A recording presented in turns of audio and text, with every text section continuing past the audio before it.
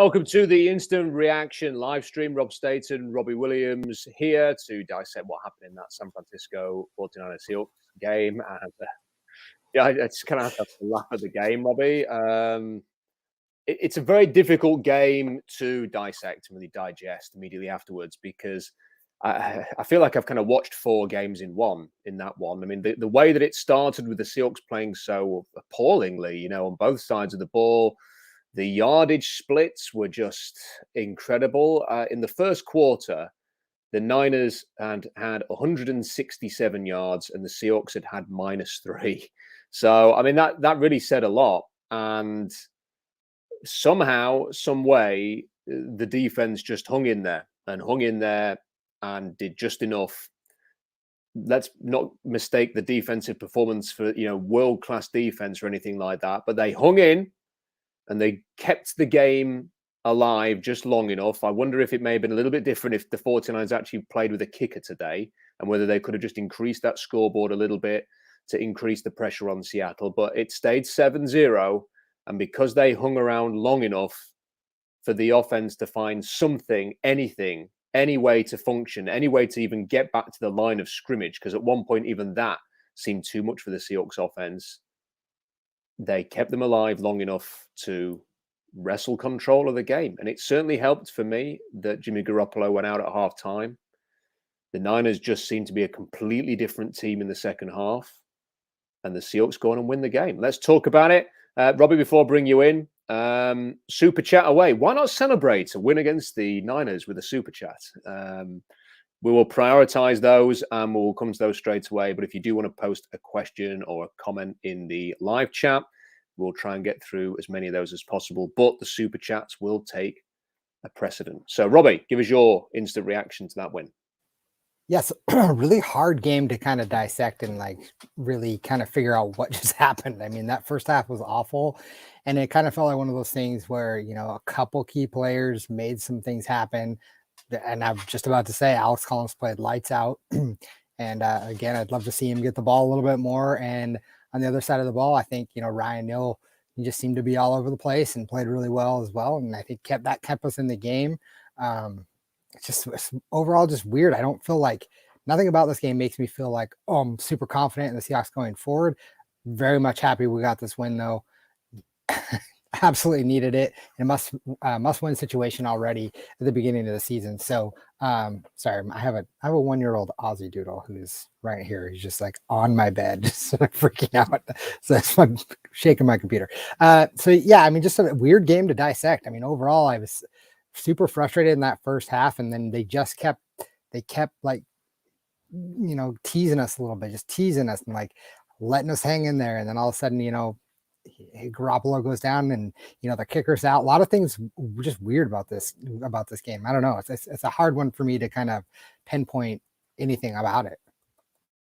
Well, let's just get one thing absolutely clear before we go on. Okay, let's just make this absolutely clear that it's always a great day when the Seahawks beat the 49ers. The 49ers are a very irritating team.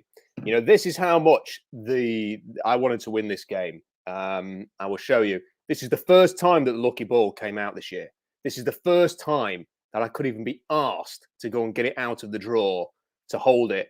I did not do that for any of the other games. And yes, it may be the reason why the Seahawks won today. But I went and got the lucky ball. If people do not know the backstory, it's a BC Lions ball. Can you see that? The backstory, Robbie knows the story already because I've told it on a previous, but we may have new listeners who want to know what the story is. In 2006, when I was living in Vancouver, I went to a BC Lions game and they were throwing these into the crowd. I was desperate to get one because I was returning to the UK very shortly after with my then girlfriend, soon to be wife. And I'd given up hope that I was going to get one of these. And then one flew up to the top tier of the stadium, BC Place, whatever it's called. It hit the top of it and bounced down the stairs. And I had an aisle seat. I was sat on the stairs and it bounced down near to me. And I could see it bouncing down the stairs as I was looking back. And it settled on, 2 steps up from where I was. And this kid from about 8 rows up got out of his seat and was making a beeline for this ball. He was sprinting down the stairs.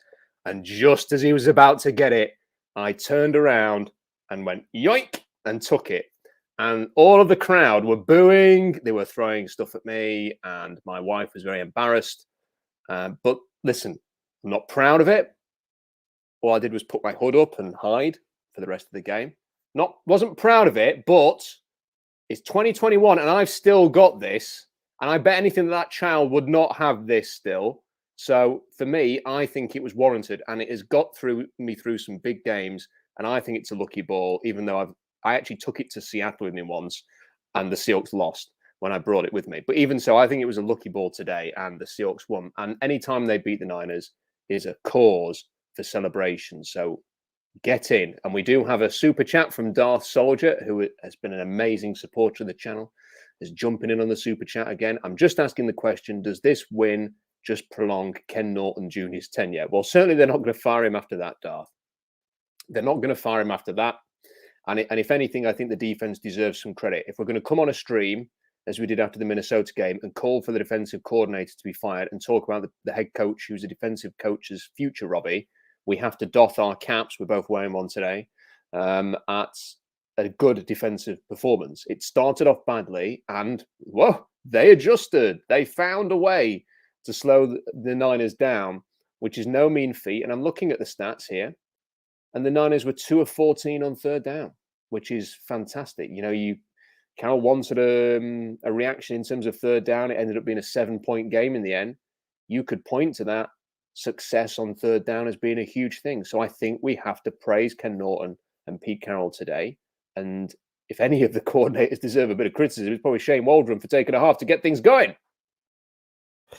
Yeah, it's going to prolong it for sure. I mean, I don't think even if we would have lost this game that Ken Norton would have been on the hook. I think he's here for the season. I think if anything happens, it'll be at the end of the season. I don't think Pete's going to make any in-season adjustments. No, I agree with that. Well, let's talk a little bit about the performance. I mean, there's one here from Scott saying Neal, much like last year, seemed to be the safety they trusted to cover Kittles. He looked great today. And look, we don't have to go OTT on Jamal Adams. I thought he had a couple of plays against Kittle the way he looked really good. And then there was the big hit at the end where he dislodged the football and it almost led to an interception, which was a great play. You know, that's the kind of play you want to see from him. I'm not sure that if he did that every game, it'd still be worth 2 first-round picks, a third, and $17.5 million a year. But, you know, so it is what it is now. And I enjoyed seeing that. But I think that Ryan Neal, I think I'll be very interested to see how he grades in the end, Robbie, because it just seemed to be everywhere. He seemed to be doing everything. At one point, I think they ran the football, or I can't remember if it was that, or a quarterback keeper or something, and he engaged, I think it was a lineman who'd pulled up to the second level, and he shed the block. And, you know, I'm thinking, wow, you know, they brought him in on, I think, third down for Jordan Brooks, and he shed the block better than Brooks to make a play in the, you know, and get a stop there. I thought Neal was fantastic today. Yeah, I totally agree. I mean, that's kind of why I highlighted him on the defense side of the ball to start the podcast, just because I think he was one of those players that really kind of set the tone for us. And I think, you know, people play off that, you know, overall, just his performance and the way he played. I'd like to see him get a lot more snaps than he's getting. I don't know the stats of what he's getting, how much playing time, but I mean, I'd like to see more of him. And, you know, he seems to be like a really good player. I think we unleashed something in him last year when we saw him get a chance to play. And so, yeah, I'd like to see him get a lot more snaps. And, you know, I think the thing with him, and look, I, you know, created a bit of a stir on Twitter, Robbie. You know, I was reminded why. Oh, I saw it. I was reading it.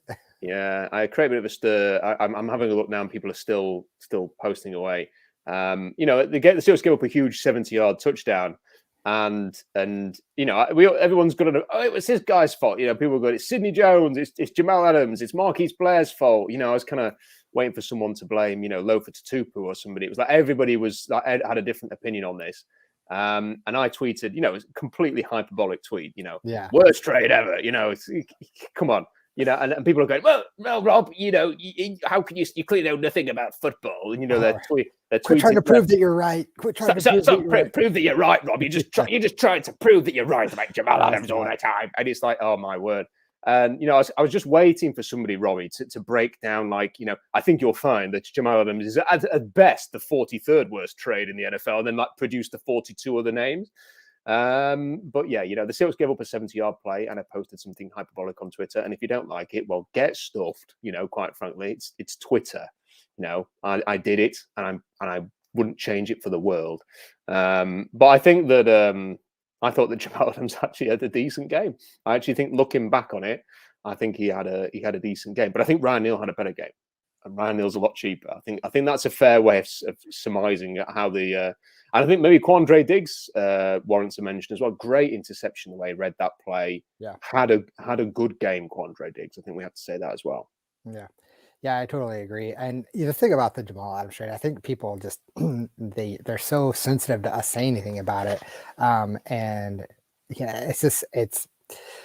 it's not that we dislike Jamal Adams, right? We just don't like the trade. I find him a bit annoying. We do mock him a little bit about his dressing and his. I called him a peacock. You called him a peacock, okay? Yeah. But here's the thing: made a video.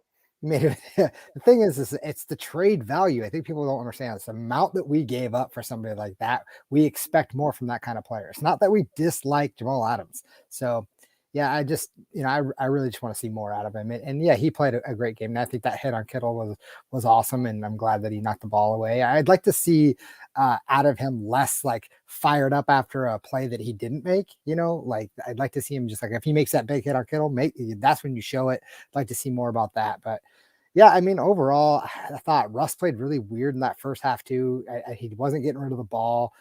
There was the underthrow that he threw to DK. DK should have caught it anyways.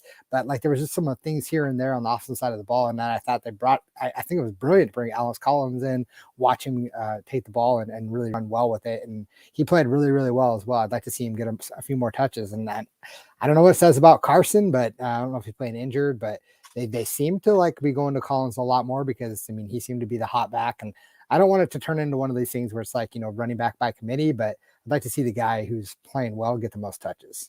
Carson looked like he was running in quicksand for the game. He just didn't have a burst. He had, in a few plays anyway, he pushed the pile a little bit up the middle, but he didn't seem to be hitting the edge particularly well. I don't think the Seahawks blocked off the edge very well in this game, and maybe that's the main reason.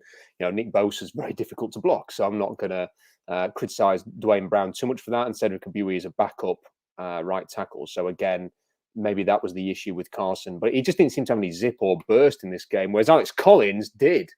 He really did. He was hitting the hole with authority. He was quick. That touchdown was fantastic. The way that he sort of snaked his way through. Little dancing Irish jig celebration, wasn't it? At the end, he kind of like Irish danced his way into the end zone on that one. So very pleased to see that. Collins ended up with 44 yards and just 10 carries. I kind of thought, I want to see a bit more of Alex Collins like you, Robbie. I want to, the way that he played, if Carson isn't 100%, give Alex Collins the carries. I mean, every time he has the football, I always worry he's going to fumble it because of how his career has gone to date in the pros. There's always that worry. But then he's just playing so well. He played well in pre-season. I was surprised that they put him, was he inactive in the first game or something like that? They put him behind Penny because they're desperate for Penny to be a thing. But, Alex Collins might be Seattle's best running back right now. Right now, not saying best, most talented, but he might be their most effective running back. Let's put it that way. Most effective running back right now. And seeing as you're playing again on Thursday, I'd like to see a heavy dose of Mr. A. Collins on Thursday. Lots more things to get into. Matthew says Trey Lance looks not great. And I think that did play a big factor in the game, Robbie. We talked a lot about Trey Lance. I was delighted that the Niners took Trey Lance where they did. I don't know if Matt Jones is going to be any good or not, Robbie. I don't know. And it's very hard to tell from his start in New England whether he's going to be any good or not either. That's tough for him. But I feared Matt Jones the way that he plays in the Shanahan system. Because let's not forget that Shanahan made Matt Ryan the NFL MVP in 2016. So I was worried what Jones could do because Jones is very good at reading the play, executing the play, getting into the next play. Now, Trey Lance is not that. And I thought Trey Lance looked like a deer in headlights at times today. That he was erratic with his throws. He took it an age to settle down. I was not a fan of his at North Dakota State, Robbie, at all, and made those points. I watched his pro day and did a whole breakdown on that. I was not a fan. And I was really surprised when they took him and happy about that. And yeah, okay, they got that late drive, didn't they, where the Seahawks were basically playing, let's see how much time we can waste by letting them march down the field really slowly, which they often try to do. But I was not impressed at all by Lance. And the Niners fans calling for him to start over Garoppolo might change the tune after that, I think. Yeah, I mean, you and I had very different views on this. Remember, I was super nervous about the Trey Lance pick. I thought he had a lot more upside, and if he could get it together, but pay the dog tax. Yeah, it's interesting because I feel like that. The way he played today, I mean, he definitely has scrambling ability and stuff, but he does not look like everything is a rocket. He throws it so hard and so fast. Doesn't look like he has a lot of touch, and so. I mean, if that's the way he's going to keep playing, I think the Niners could be in trouble at that quarterback position. I think they'll be looking again in a couple of years. We are getting to, I think this is a good point from Morris. First off was a shocker, take the win, but felt the football gods were on our side today. I definitely think everything worked in the way. The kicker not being available, Robbie. So the punter was having to kick field goals, and he missed 2 kicks, didn't he? Definitely missed an extra point. I think he missed a field goal. And a field goal, yeah.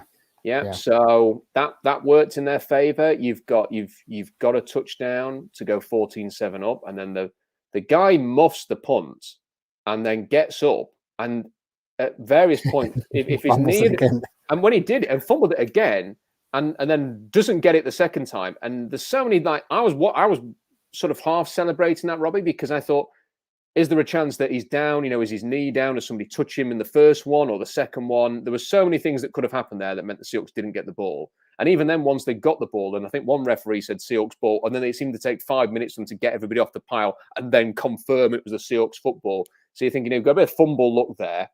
I want to come back to that play because there's something great as well about that play that made me smile today. We'll come back to that in a second. But there was that, and there was the quarterback being out at half time. There was, just things seemed to work in Seattle's favor today. So the one thing I wanted to mention about that punt, Robbie, is this is very immature on my behalf. But again, I am not apologizing for this, especially after a win against the Niners, right? The referee said, and I quote, "The ruling on the field is a muff," right? I don't know if in America, muff means the same thing it means over here. Okay. I'm going to leave it to your imagination to what a muff might be in England. It might be a lady part. Okay. I think it's the same thing over here, or we've at least heard it. So at the referee, the ruling on the field is a muff. I was just like, this is brilliant. You've got a turnover. They've scored. They've forced a turnover in the red zone. I think it was the red zone. And the referee has said the ruling on the field is a muff. I mean, that was just inject that into my veins. That was amazing. Nothing is going to top that for me this season. That is my favorite moment of the season. This could get out of hand quickly on the comments section. But yeah, no, that was obviously a big turning point. This is not a vodka. I made that joke with Robbie after the minutes. I was drinking raw vodka, but it's not. It's water. Yeah. But I wish it was a whiskey or a beer, so I could just go, cheers to the referee who made that call and made me smile. My wife did not find it as funny as me. She was sat in the same room. However, I enjoyed it. I've caught up with the comment section where people are talking about the lucky football now. I'm a bit behind and can't believe you stole it from a kid. Well, it's still here. And I don't think that child would have looked after it. So people are still saying that the Seahawks are still a bad team, Robbie, that essentially, we've got another one here. A win is a win, but they still need to prove it again next week. And that is true. I mean, I don't, you deserve that ball. I appreciate TD to the very end. I do deserve the ball. You are right. I think that I don't see this as the start of anything, Robbie. I just see it as a game to be enjoyed, a win to be enjoyed, because there's no point rooting for losses. If the Seahawks are going to be bad this year, and I still think it's trending towards sort of 7 to 9 wins at this point. If they're going to be bad, you're not going to get the top 10, top 15, top 20 pick at the end of it. That's already gone to the Jets. So you might as well win as many as you can And if at least one of those wins can be against the Niners, then you might as well have it. But they do have a lot of work to do before that Rams game, even though they got hammered today by the Cardinals. Yeah, I mean, the Cardinals look good. Yeah, it's, this is what I was saying. It's really hard to kind of dissect this game and figure out this team. There's a lot of things that played into the Niners not winning. Garoppolo going down and not coming out in the second half to play, I think that was a huge turn of events for them. Clearly, Trey Lance is not anywhere near Garoppolo's level on playing. And it's not that Garoppolo is this incredible quarterback, but I mean, he knows the offense well. He can at least deliver the quick balls. He's got some touch. So it's a very different style quarterback. So yeah, I don't know. And their kicker being out, there's just a lot of things that are different about this, this game. And, I'll take a win, but it does, it'd feel a little different if if there weren't these question marks on like, oh, Garoppolo went out, they didn't have their kicker. If it just came out and we won that game the way it happened with the same, with the players that were out, I'd feel a little bit better about it. But, I'll take a win, any win. Yep, I'll definitely take the win as well, especially against San Francisco. I think there's a few other things I want to discuss. I was a bit disappointed with DK Metcalf's performance, Robbie. This is a guy who wants to presumably be amongst the highest paid receivers in the league this time next year. He's eligible to have a contract negotiation at the end of this season. I don't see any way that the Seahawks don't get him tied up to a new deal. I mean, he's one of the few good picks they've had early in the draft since the reset began. And whatever the the shape, size, form of the Seahawks in 2022, they're going to want DK Metcalf to be part of the future, no doubt about that. But for a guy who is 6 foot, 6'4", about 230 pounds, whatever he is, he doesn't play as big as that at times. He's so fast, and that is a huge weapon to have on your offense. But there's a slightly underthrown pass from Wilson, and it is only ever so slightly underthrown. It wasn't a complete overthrow. It was there in the breadbasket, and the defensive back comes in and just gets good play from the defensive back, gets the hand in there, knocks it out. Don't let him get near that. Shield him a bit.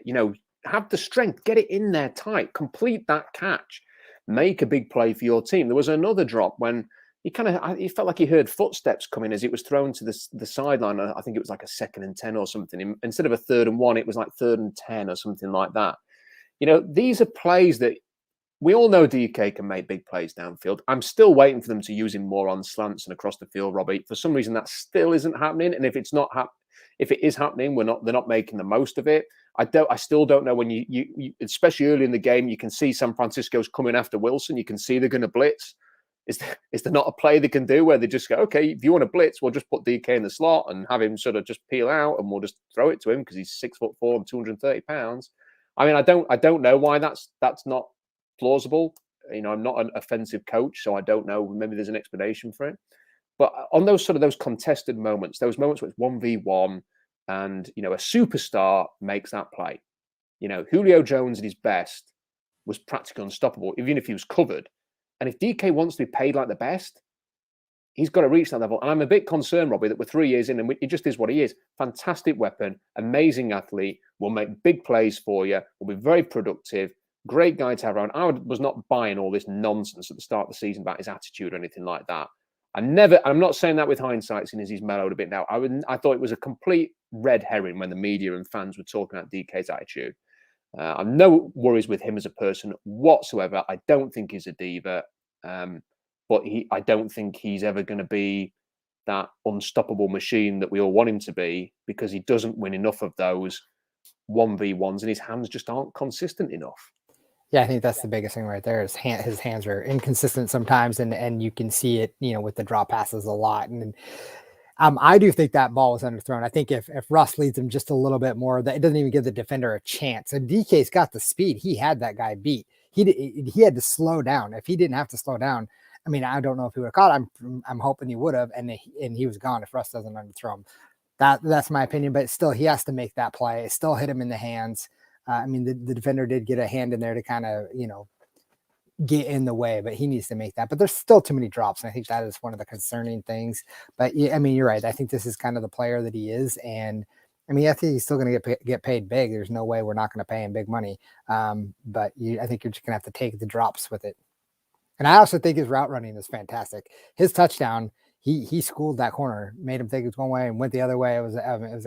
It reminded me a little bit of Doug Baldwin. Not saying he runs routes like Doug Baldwin, but it had that kind of like Doug Baldwin vibe when he got off the line, and definitely made the corner look silly. So I think his route running is improving, and there's a lot of things about that I'm excited about. But you're right, get him some quick slances, move him around, get him in the slot, get him off of some of these fast defenders that are going to try to keep up with him, and maybe get someone, get a mismatch there, because he has the size and speed to outrun some of these guys.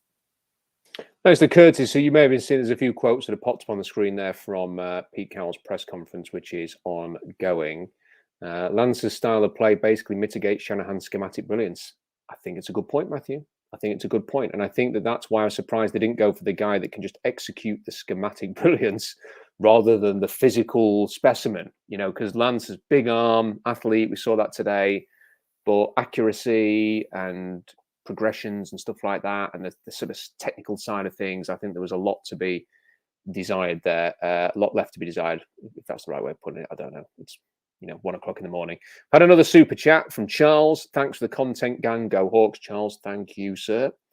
And if anybody else wants to jump in with a super chat, please feel free. We're all celebrating here, aren't we? We're all enjoying the win. So if you want to jump in a super chat, we will come to that as quickly as possible, because I'm pretty much caught up with the comments. Robert says, is it concerning that the 49ers had more time of possession? I believe every game this year has been this way. I don't know. I don't really know how to answer that. But you say it's a concern. They've won two. I mean, they've won 2 of the games, and like, and this the Colts game was it was all over in the second half, and yeah, the Colts had a lot of the ball, but did they do anything with it, Robbie? And then here today, I mean, if it wasn't for the Niners getting a late sort of nothing touchdown, as Seattle just bled the clock, and I always found that a bit frustrating. I always kind of think, if you're going to, I know why you do it, because if you get burned and a big play and they're backing it with loads of time left, I get why they do it. But I also think if they just blitz the crap out of Lance, in his own half, that he probably would have just like given Seattle a pick 6, and that would have been the end of that. But apart from that, and that long drive and the complete busted play, which enabled Deebo Samuel to score a touchdown that you or I would have scored, Robbie. I mean, he practically had time to take his helmet off, catch the football in his helmet, and then sort of like juggle it into the end zone. He had so much time and space, Deebo Samuel. No, I probably would have torn an ACL trying to catch it or something. Yeah, actually, I would have probably hurt my knee as well. But the point is that if it's not for that, what is this? Like, a 3-score game in the end. And look, I get it. The Niners just dominated at the start. The Seahawks were awful, but the game flipped, just before halftime, and it was kind of the other way around, wasn't it? The Niners were awful, and the Seahawks were doing enough. So, does it bother me? I think what bothers me more than time of possession, this is the best way of putting it, is the complete erraticism of both sides of the ball. That the Seahawks play in fits and starts. They have stretches where they look really good offense, and then stretches where they don't just look bad. They just, nothing works. Like in that first half, Robbie, you were watching it thinking, I don't know how they're going to get a yard here. Every running play was a loss of yards. They'd throw it out wide on a wide receiver screen. They'd be all over it. They didn't seem to have any idea how to just move the football a bit. And then the Niners would get on the ball and they just sort of toss out wide 5 yards, or they'd throw a slant 5 yards. And you're thinking, okay, that's the drive going. They're on the front foot all the way. And the Seahawks couldn't do it. So that sort of hit and miss aspect of the offense, where they're like the 2 extremes of brilliant and abysmal. And then with the defense, it's the same. At times, they look like they couldn't stop anything. Like if you ask the Niners to play with a beach ball instead, and every time Garoppolo or Lance was throwing it up in the air, it kind of just fluttered and waited for somebody to catch it, on the defense. Then they wouldn't be able to stop that. But then at other times, they're making good plays and they're keeping the team alive. I mean, you could genuinely say against the Titans and the Niners now that the defense has been both rubbish and really good, because the Seahawks kept them in the Titans game when the offense completely slammed shut, but then they also gave up huge, long, easy touchdown drives. And here, they gave up long drives. They had a busted play. They had long touchdown drives. They gave up a ton of yardage. but they also kept the Niners to 2 of 14 on third down. So both sides of the ball are always here or here or here. And what they could do with being is there. That's what they need to be. Well, this is why I say yes, that it's concerning for me, because either our offense is going 3 and out way too fast and we're not sustaining drives and putting points, or we're scoring too fast and then the defense is giving up long sustaining drives. I mean, yeah, today they were 2 of 13 or whatever on third down, which is phenomenal, but I feel like teams are able to progressively move the chains on us and change the field position. And I don't know. For me, I feel like the time of possession is a big deal. It's something to look at. I feel like every single game we've not been in the time of possession. We haven't won the time of possession battle at all. So I'd like to see our offense sustain a longer drives, put together a long, 6-8 minute drive and go put 7 on the board. And I miss that kind of football a little bit. I mean, the big plays are great, but I want to see us sustain some drives, and then also on the other side of that, get some quick 3 and outs and get our offense back on the field. So I feel like that's where the time of possession worries me. So yeah, I'm concerned about it. Yeah, I don't really know how to really assess Russell Wilson this game, because I think the offensive line just got his absolute arse kicked in the first half, Robbie. And I could see there was a lot of people saying, Wilson not good enough, and people were arguing. I mean, this is the thing now and this is why I don't really like Seahawks Twitter, because there always has to be like a battle going on. It used to be, people would either separate into camps of you either anti-running game or pro-running game, and we had that argument in 2018, and then it was kind of like pro-P, anti-P. And now it's Jamal Adams, pro Jamal Adams, negative Jamal Adams. And you've got this other thing of whether Russell is as good as we all thought or not. And you kind of look at it and you think, how much blame does he deserve? Because there was a few times, Robbie, where you're thinking, you could see you were going to get blitzed here. Why isn't there a quick throw? But then other people were saying, well, there's nothing open. But, who knows? I mean, this is the thing. I mean, this is why I say everybody on Twitter is an expert on the blog, because everybody seems to sort of have their opinion and be very cocksure about it all, based on a TV copy. And I couldn't tell. I'm watching it, I'm thinking, I don't know whether this is on Russ, whether this is on the O-line, whether it's on the offensive coordinator for not calling a better play. But he had huge stretches again in this game where he just wasn't doing anything. The offense just wasn't moving. And you think, I can't imagine an offense that was led by, let's say, Patrick Mahomes would have like -8 yards, with about, 4 minutes to go in the first half. And that's where they were with Wilson. And yet, when it worked, he was a maestro. I mean, some great throws, a great touchdown run, which was classic Russell Wilson. What was even more classic Russell Wilson was the touchdown throw to Freddie Swain. Mm-hmm. Which was, you could see again, and like you look at it and you think, how did he not see that blitz? Like when it comes off, the defensive back just is. You could see it, and I'm like going, field goal, because at the time you'd seen the turnover, you think you just don't mess it up and not have the field goal, just get something. And then, but you're thinking touchdown, get a touchdown. And then when I'm seeing the guy come off the edge, I'm already thinking in my head, just make sure you don't get out of field goal range here. Don't turn it over. He looked dead to rights, and he gets out of it somehow. I still don't know how he stayed on his feet there. And then to have the temerity to keep his eyes downfield and throw a perfect pass into the end zone. Even then, it's very easy to throw an interception in that, isn't it? You're under pressure. You've kind of not read the defense properly. You throw it into danger. It was a crowded end zone at that point, but he threw it perfectly. And you think, 2 plays that are classic Russell Wilson. And I still think, despite all of the issues, if you put a lesser quarterback into that offense today, it still could have been an absolute shellacking, and the Niners could have won handsomely. I think, as bad as the offense was, it was another reminder that you do need Russell Wilson. That just that bit of quality when it was needed was there. Yeah, Wilson masks a lot of our issues. I mean, he does. It's just the way he plays, and he bails us out of on a lot of situations. So, I think this is kind of one of those conversations we were having prior. Like, if it's going to come down to Pete or Russ, who are you going to take? And a lot of us are going to take Russ because it's so hard to find a quarterback of his caliber, and he masks a lot of the issues that we have, and I think, kind of one of your questions, you don't know if it's on the Russ or if it's on the O-line or, the play calling. Probably a little bit of everything, really, to be honest. I mean, I'm not saying Russ is perfect by any means. And like I said, he clearly was off on a couple of throws. I do think sometimes he takes too many sacks when he could try to scramble a little bit more, maybe throw the ball away a little bit more. Sometimes he tries to make too many plays happen. But then, you see what he did today in that position right there where he got away, and you take the good with the bad with that. But I think overall Russ is, he masks a lot of our issues. I had another super chat from Mike. Mike, thank you very much. Without an updated injury report, I assume it is a wash, but will the short week hurt either the Rams or the Hawks more than the other? Go Hawks, says Mike. Interesting question, because I didn't see much of the Rams game, obviously, because it was on at the same time as the Seahawks game, but I had Red Zone on. And every time I looked up, Robbie, it seemed like the Cardinals were doing something good and the Rams were not.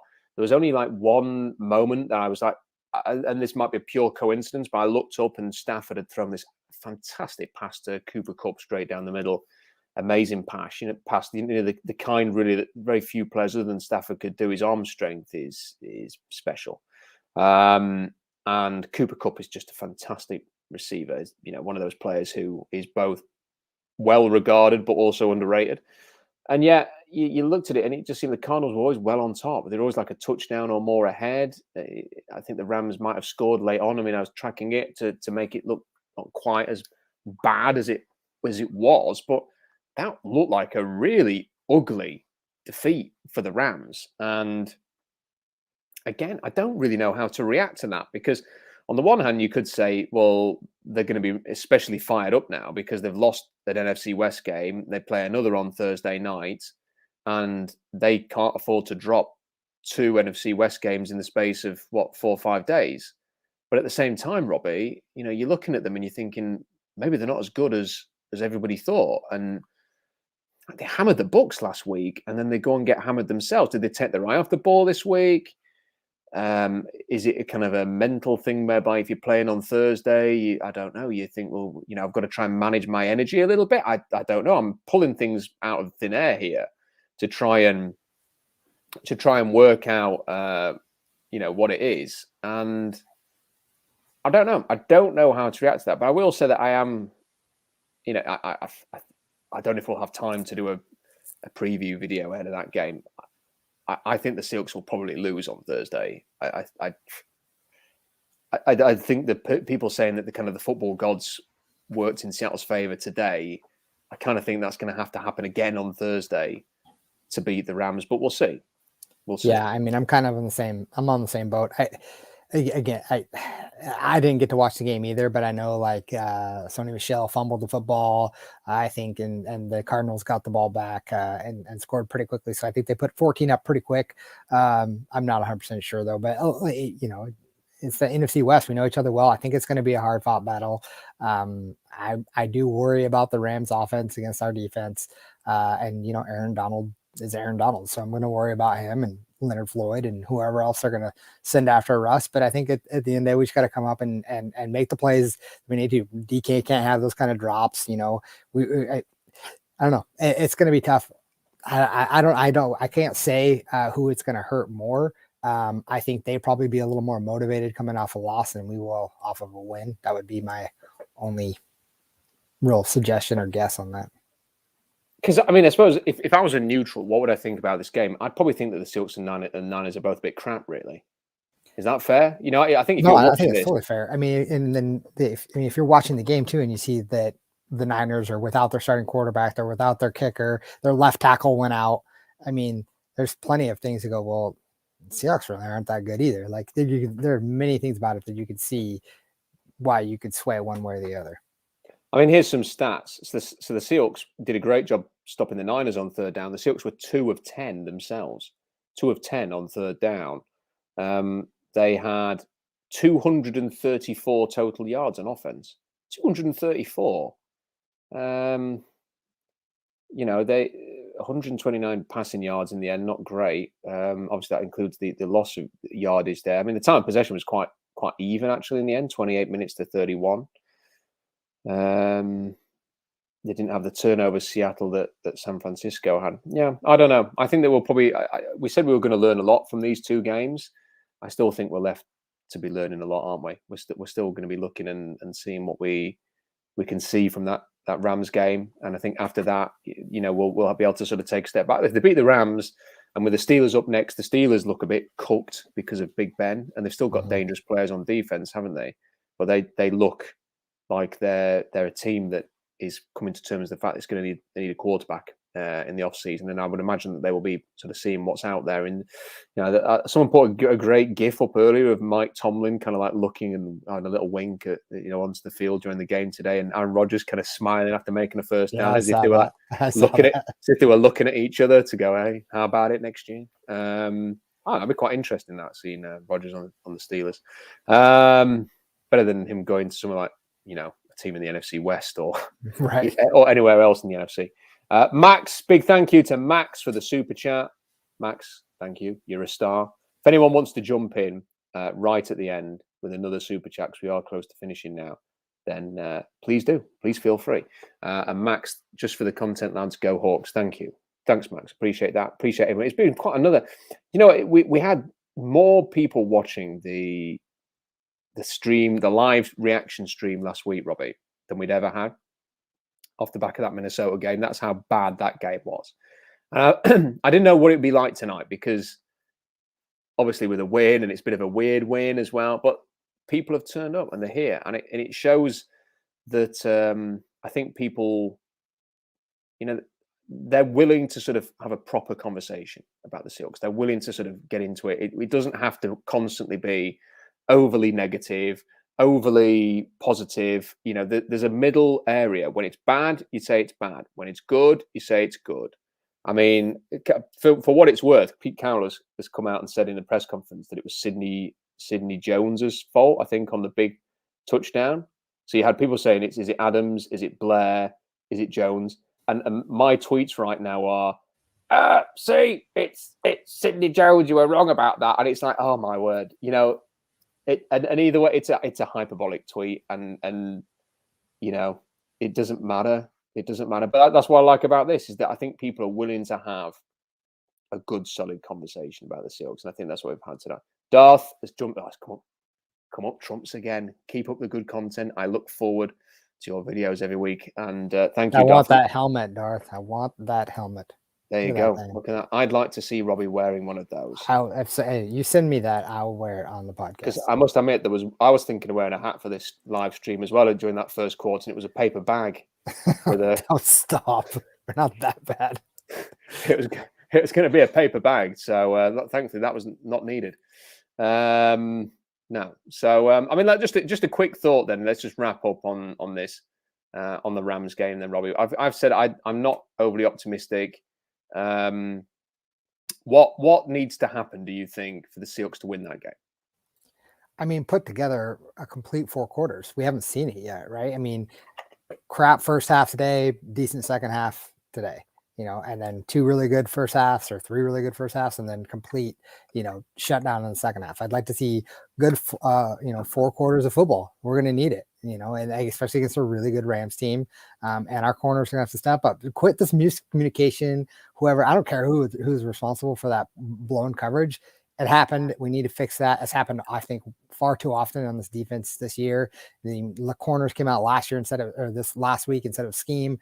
We need to get on the same page, put together 4 quarters of football, and really get after it. And Darth back in again. Had to butcher a deluxe Darth Vader mask for that to work with my military gear. Full custom. Good effort, Darth. I like it. Appreciate it. Appreciate the super chat as well. Absolute star. You are a top man, as we say over here. Do you know what I think for the Rams game, Robbie? I don't think it's going to be like the regular season game at the end of last season, which was a bit of a battle. And I'm not talking about the playoff game. I'm talking about the one that Seattle won in the regular season, which was low scoring. I think this is probably going to be more like some of the other Rams games you've seen in Seattle over the years, where it's points fest. And I think that for the Seahawks to win this game, they're going to have to score some points. And I think the offense is going to have to be somewhat consistent. And I just worry that it's not. It's not a fine-tuned machine at the moment. Can I end with this thought? On a completely off-topic thing, Robbie, and I don't know what you think about this, but I could not care less about New England against Tampa Bay today. Can I just state that I know that they have spent the whole week talking about Brady's coming back to New England. I saw Mike Florio refer to it as the biggest regular season game ever. I just want to make it absolutely clear that I could not care less about this game. What is this game? This is the Super Bowl champions led by the most storied quarterback ever, who is a master of his craft, playing a team that have been a bit pants and have got a rookie quarterback. That's what this game is. If the Patriots were a good team and had traded for a veteran quarterback and it was going to be an absolute battle and fascinating throughout, then great. Even if New England win this game, Robbie, it's not going to be that interesting for me. I have no idea why we've had to hear about it all bloody week. And frankly, I hope it's an absolute stinker. I read something elsewhere that there's been like a 7,000 media applications for this game. I'm thinking, why? This is not even the most interesting regular season game that we've had so far in this NFL season, let alone of all time. So I just had to say that before we finished. Any thoughts? No, I agree. I don't care about this game at all, but I'll go off topic as well and just say I'm wearing my Mariners jersey today as well. I was watching both games. I'll admit it. I had both up on each side, and I was watching the game and proud of the Mariners. I know they lost today. Wouldn't have mattered if they won because both the Yankees and Red Sox won. But I am looking forward to this team. They're young and hungry, and I'm excited about their future. So I'll end with that. Go Mariners. Can I? I've got a question though. Yeah. Why was Kyle? Is it Kyle? I'm not a Mariners fan. Kyle Seager. Why was he crying at the end? There's a couple of reasons. I think. Well, I mean, one, I don't think he's ever. Is he retiring? So that was my other thing. He could be retiring after this year, or it could be his last year in Seattle. I'm not really sure. But yeah, I think that it also, who knows? Maybe he just never been that close to the postseason before, and it was emotional about it. I don't know. I cry over less, so I don't know. Can I ask a question about the Mariners as well? And I apologize to all Mariners fans about this because, again, as I mentioned, I'm not a baseball fan. I've been to see the Mariners, but they lost 10-0 to 10-0 to the Blue Jays when I was there, and I've actually seen 3 Blue Jays games in my life. So if I was going to follow anybody, it probably should be them. And I know that's not a thing to say to people in Seattle. So, but I'm not a big baseball fan. But is there any chance, Robbie, that this has just been one great big false dawn for the Mariners, and the next year they'll go back to being the Mariners? I don't think so. I think they've got young talent. They finally have a farm system that, for the longest time they hadn't had. And I think they're on the brink. They need to spend some money this offseason. They need to actually finally spend some money. And I think, do they have a salary cap in baseball or not? No, there's no salary cap. So yeah, I think if they go spend some money on another pitcher or two, and I think they're on the brink of something special. This could be a good team. I apologize, Brent, for my Mariners comments there. I don't unsubscribe and dislike the video as a consequence of this. I hope that you all have a great season next year in the baseball. I really do. I mean, I was just excited we were in it. I can't even remember the last time we've had Mariners baseball up until October. That was exciting with a chance. So it's been 19 years since we made the playoffs. So I loved every minute of it. I love the hype. I love the fans that were there and seeing the videos and the calls. Everything about it's great. There's something special about October baseball. Playoff baseball is exciting. Good stuff. Well, Robbie, appreciate your time as always. Thank you to everybody who joined in. Major thanks for the super chats. Major thanks for the comments as well. If you like the video, then press that like button because everybody says that it's Brent's just come back in with the super chat. So I have to show that up there. Brent, appreciate it. I like a bit of banter, so it's fine. People take things too seriously. They take things too seriously. We should have fun. And this one's coming. Ethan says, "What's your favorite soccer team, Rob?" I am not England. I am not saying who. I don't really have one because I work in. We don't call it soccer. We call it football because it's played with your feet. But I have to broadcast on football, so I don't really have a team. I kind of just cover. If you speak to the fans of the region that I cover, they will tell you that I support a different team every time because they're convinced that I follow the team that's not their team. But no, I am impartial, as all journalists should be. But I am a big England fan, as you may have known by my moaning about the Euros. So so there we go. I'm going to leave it at that. Like the video, subscribe to the channel, get those subscriptions up. Let's get a few more in there. Share the video, post it on forums or whatever if you want to. Spread the word, and we'll see you next time. We may do a preview. I'm not sure I'm going to have time, but if not, we'll be back after Thursday night football. Hopefully, fingers crossed, talking about another Seahawks win. And bask, enjoy the win, Seahawks fans. Bask in the glory of a win over the San Francisco 49ers. And we'll see you next time.